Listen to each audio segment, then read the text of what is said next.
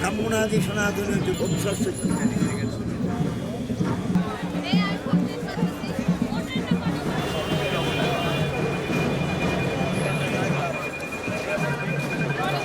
সরস্বতী আসলে বিদ্যা দেবী হলো, আমরা সবসময় ঠাকুরের কাছেই চাই সব কিছু মিলে যেন আমরা যেন সবাই ভালো থাকি, সবাই যেন সুস্থ থাকি।